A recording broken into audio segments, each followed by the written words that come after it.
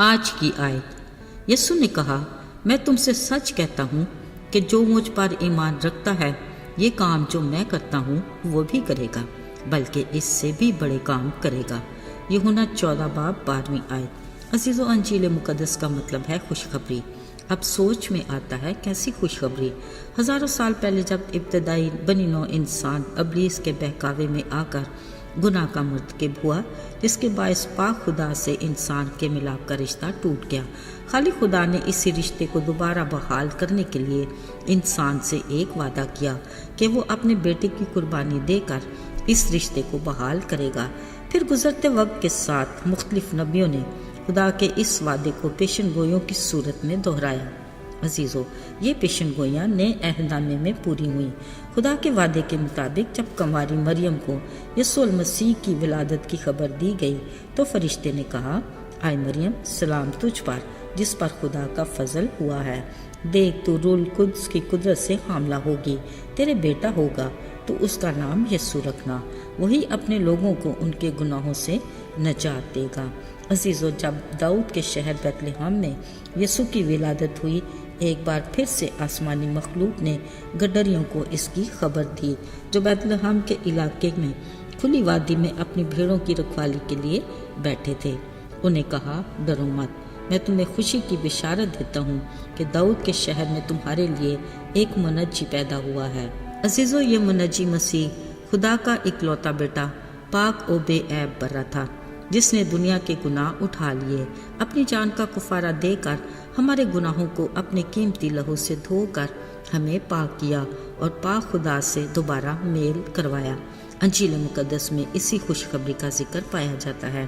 عزیزو، مقدس انجیل کے پہلے 4 حصوں میں یسوع مسیح کا دنیا میں آنا، ان کی زمینی زندگی، پیشن گوئیوں کے مطابق یسوع کا دکھ اٹھانا، صلیبی موت، تیسرے دن قبر اور موت پر فتح پا کر زندہ ہونا، نجات کے مشن کی تکمیل ہوئی۔ اپنے زندہ ہونے کے 40 دن بعد جب یسوع نے آسمان پر صعود فرمایا تو انہوں نے اپنے شاگردوں کو حکم دیا کہ تمام دنیا میں انجیل کی منادی کرو، مطلب گناہگار انسان کو گناہ سے نجات کی خوشخبری دو۔ جو یسوع کے کفارے پر ایمان لائے وہ ہلاک نہ ہو بلکہ ہمیشہ کی زندگی پائے۔ میرے عزیزو، یسوع کا ارشاد اعظم بطور مسیحی ہم سب کے لیے ہے۔ اسی سلسلے میں ایک مسیحی نوجوان ایک ایسے علاقے میں نجات کی خوشخبری کے لیے جایا کرتا تھا جہاں لوگوں کو خدا کا علم نہیں تھا۔ ایک دن وہ اسی طرح یسوع کی منادی کر رہا تھا کہ خداوند ہمارا خدا عظیم خدا ہے، جس نے تمام کائنات کو تخلیق کیا اور وہی اپنے کلام کی قدرت سے کارخانہ قدرت کو سنبھالتا بھی ہے، وہی ہمارا نجات دہندہ ہے۔ کلام کے مطابق ہم سب نے گناہ کیا اور خداوند کے جلال سے محروم ہیں، مگر تسلی کی بات یہ ہے کہ وہ اپنی تخلیق کی ہلاکت نہیں چاہتا۔ اس نے ہم سے ایسا پیار کیا کہ اپنے اکلوتے بیٹے یسوع کو ہماری دنیا میں بھیجا، جس نے اپنی جان کا کفارہ دے کر ہمیں گناہوں سے نجات دلائی اور ہمیشہ کی زندگی کا وارث بنایا۔